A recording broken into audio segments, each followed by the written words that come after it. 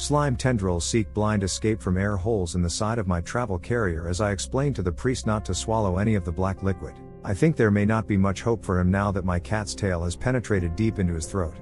But we can discuss this later. My train of thought is interrupted by the sobbing harassment of a girlfriend possessed in the bedroom. You don't love me. You never loved me. The doorknob shakes with dreadful force, tremors ringing through the hallway. Fingers emerge at the bottom of the door, viscous oil dripping from under splotched fingernails. Open this door or I kill the girl. The fingers vanish. A pause. Breaking glass from inside the room. Is it planning to jump out of the window? Surely it is bluffing. We are on the 3rd floor. Like any parasitic creature, it wouldn't gravely harm its precious host? There is a renewed sense of urgency at this threat, but I am at a loss. We poured holy water down the cat's throat, but its body has already turned into an abomination I can only describe as the alien from the Thing. I wonder to myself if one of those squirming legs is going to detach, sprout a blinking eyeball, and hide in the vent. I feel helpless. I can't stay up all night misting my girlfriend like she is a damn pet chameleon for the rest of my life. Still out of breath from being choked by my cat, the priest manages to wheeze. We need to open the door. What will we do? Water stops her, but only for a minute. It's too dangerous to perform the rites while she is in this form.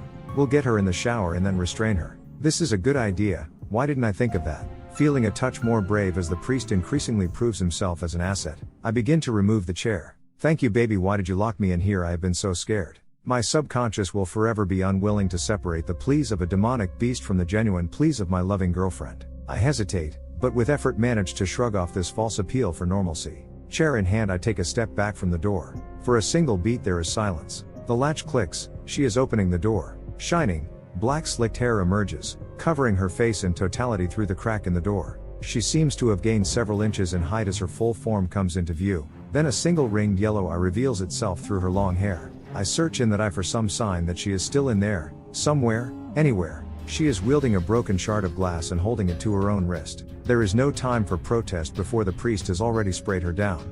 Her frenzied dodge is thwarted as a second jet of water dampens the pajamas my mother bought her for Christmas. I will never forget the powerlessness I felt in the next few moments. With only a few seconds left of control, the demon cuts my girlfriend's hand cruelly at the wrist with the shard of glass. That not being enough, she gnaws the rest off with her mouth. Completely dismembered, her hand splashes to the ground in a grotesque murky puddle of blood and oil. Stunned, I witness a transformation of the human body before me.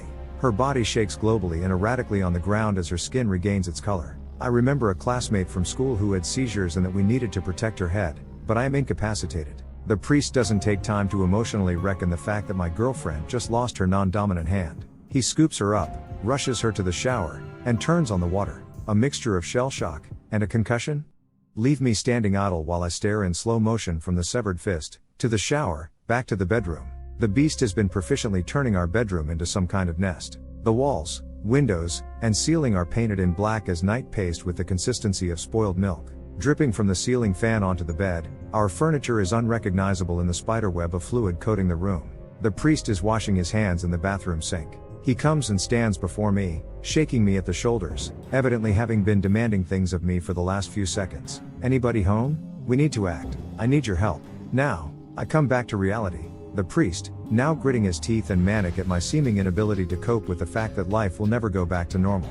Do you have any rope, or handcuffs, anything to restrain her with? I have some bungee cords down in my car. I'll get them.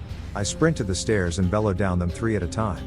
Grabbing the keys off the hook, I run to the car, locate the bungee cords in the trunk, and rush back upstairs. The priest has torn apart our medical cabinet looking to apply first aid to my girlfriend's arm, and is applying pressure as I approach. I frantically tie a single bungee cord as a makeshift tourniquet to slow the bleeding. We carry her lifeless body to the bed and restrain her to the frame.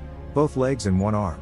Her head hangs limp. I wonder how long it will be before she turns back into that monster. But then she wakes up. She looks up at me, totally disoriented, then cries desperately as the pain sets in. It's okay, baby, it's okay. I know this is bad.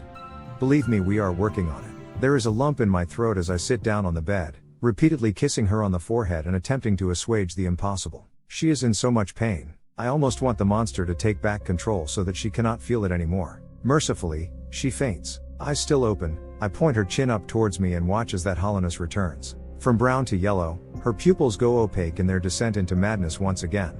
Tears and blood still on her face, she smiles. It is over. You have failed. Amen. That too familiar deep voice reverberates through a sinister grin. How is this winning in the eyes of this creature? It is restrained, more so than before. It knows something we don't. Something moves in my peripheral. It is my girlfriend's severed hand, fingers patting across the floor like a spider. A trail of sludge follows it as it reaches its destination. The spray bottle. It senses that we have seen it, its form turning to look at us with no ability to see. The hand leaps, tackling the spray bottle and tumbling awkwardly down the stairs. I am speechless. We have to go after it. We can't let it get outside of the house. Violent thrashing from the bedroom. The priest. The knots are holding. You go after the hand. I will perform the rites. Running down the stairs, I hear the distant murmurings of the ritual. Lord above, Redeemer of the world, have mercy on us. It's just a hand. It couldn't have gone far. It could have let the cat out. It could be worse. It could be worse. I turn on the lights as I go. It's on the first floor. I tiptoe over black slime, extra cautious so as to not get any on me. I'm reminded of the time my pet snake escaped and my girlfriend and I spent an entire afternoon looking for it. But looking for a snake isn't like looking for a cat. Cats can get underneath and above objects. Snakes can get inside of objects. A hand could be anywhere. In between the couch cushions, inside the laundry machines, it could already be outside. I have it cornered. It's behind the refrigerator. I act like I haven't noticed the trail of slime leading right there, and walk as casually as possible to the cabinet to fill a glass of water. My weapon is at the ready. I walk to the side of the refrigerator and peek behind it. Nothing. Suddenly, a pronged silhouette covers the kitchen light. Pouncing like an insect, the hand leaps from the top of the refrigerator, the perfect height to land right on my face. The hand, still wearing my girlfriend's class ring, attaches to my head, pulling my hair until it clenches a vice grip with a thumb behind my top layer of teeth, pressing pointer and ring finger into each eye socket. I drop my glass on the ground. It takes both hands to remove the hand from my face and throw it as hard as I can against the wall. My vision blurred, I pick my girlfriend's disoriented hand up from the ground and run water over it in the sink. I splash water in my face and wash out my mouth as best I can. Harried, I fill a cooler with ice and water and throw the hand inside. I run back upstairs, hoping, maybe praying, that the priest did his job. It is silent except for the demonic mewls of the cat in the other room. The priest is hulking over my girlfriend, muttering something under his breath as he cradles the Bible in one hand and his fingers point in all directions in the other. Noticing me, he hurriedly shuts his Bible. But seeing one of the pages, I note that it is in fact not a Bible at all. Inside are what I can only imagine demonic scrawls and symbols would look like. But the priest has done his job, he says. The demon has left her. Carefully placing my girlfriend in the back seat, I yell back to the priest, "I'll pay him when we get back." Putting on my seatbelt, I look out the window and note a tattoo on his arm similar to a symbol I saw in the false Bible. Driving to the hospital like a husband would if his wife had gone into labor. I wonder if you can surgically reattach a hand like you can a finger. Then I wonder if the hand even should be reattached. Do I need to ask the priest to perform pious rituals to just a hand?